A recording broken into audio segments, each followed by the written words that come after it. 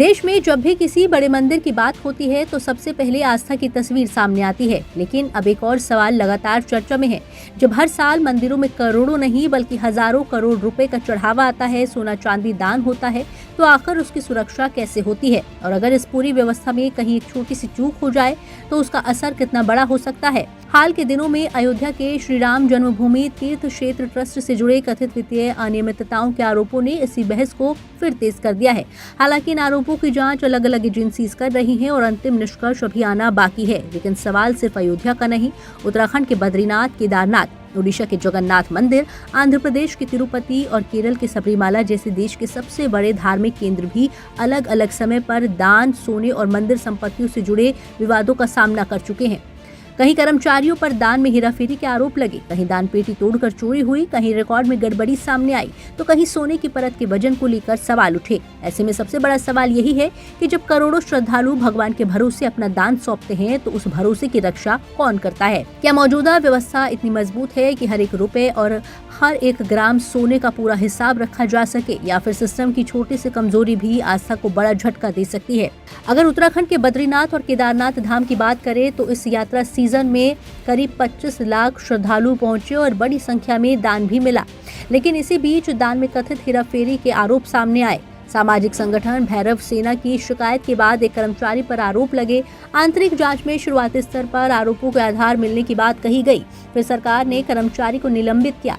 आपराधिक मामला दर्ज हुआ और अब एसआईटी 40 दिनों की सीसीटीवी फुटेज खंगाल रही है। हालांकि अभी तक ये आधिकारिक तौर पर साफ नहीं हो पाया है कि कथित गड़बड़ी कितनी राशि की थी। दूसरी ओर पुरी के जगन्नाथ मंदिर में पिछले 25 वर्षों में चोरी और दान से जुड़ी कई घटनाएं सामने आई। कभी दान की गिनती के दौरान कर्मचारियों पर पैसे जेब में रखने के आरोप लगे, कभी दान पेटी तोड़कर नकदी चोरी हुई, तो कभी चांदी के आभूषण और प्राचीन मूर्तियां तक चोरी हो गई। इन मामलों में कई गिरफ्तारियां भी हुई और कुछ मामलों में अदालत ने सजा भी सुनाई। यानी तस्वीर साफ है, समस्या किसी एक मंदिर तक सीमित नहीं है। जहां बड़ी मात्रा में नकदी, सोना और कीमती वस्तुएं हो, वहां सुरक्षा और निगरानी की जिम्मेदारी भी उतनी ही बड़ी हो जाती है। सवाल ये नहीं कि चोरी हुई या नहीं, बल्कि सवाल ये है कि क्या ऐसी घटनाओं को पहले से रोका जा सकता था? अगर देश के सबसे समृद्ध मंदिर तिरुपति की बात करें तो यहाँ हर दिन 80,000 से 1 लाख श्रद्धालु पहुँचते हैं और बड़ी संख्या में दान भी दिया जाता है। यहाँ दान की गिनती रोज होती है। फिर भी आरोप लगे कि एक कर्मचारी लंबे समय तक दान की रकम चुराकर संपत्ति बना रहा था।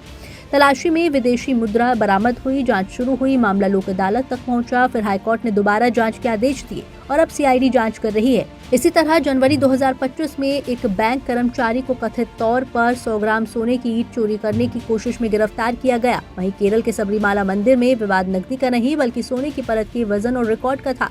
अदालत को बताया गया कि मरम्मत के दौरान हटाई गई गोल्ड क्लैडिंग और वापस आई सामग्री के वजन में अंतर मिला।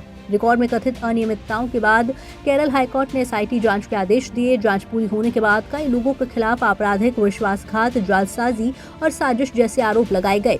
यानी चाहे नकदी हो, सोना हो या रिकॉर्ड, अगर निगरानी कमजोर पड़ती है तो विवाद खड़े होने में देर नहीं लगती। और यही वजह है कि अब सवाल केवल सुरक्षा का नहीं बल्कि पारदर्शिता का भी है।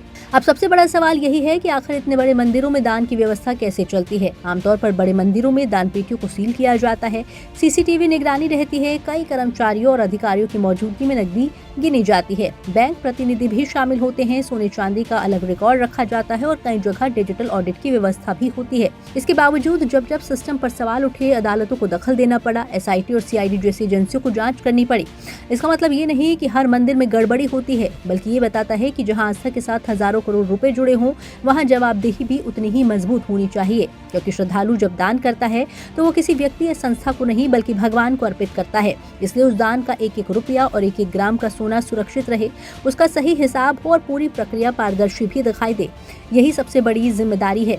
आखिर मंदिर सिर्फ पूजा का स्थान नहीं, करोड़ों लोगों के विश्वास का केंद्र है। और जब सवाल विश्वास का हो तो जवाब भी सिर्फ कानून नहीं बल्कि पूरी ईमानदारी और पारदर्शिता से ही दिया जा सकता है। ब्यूरो रिपोर्ट, जी मीडिया।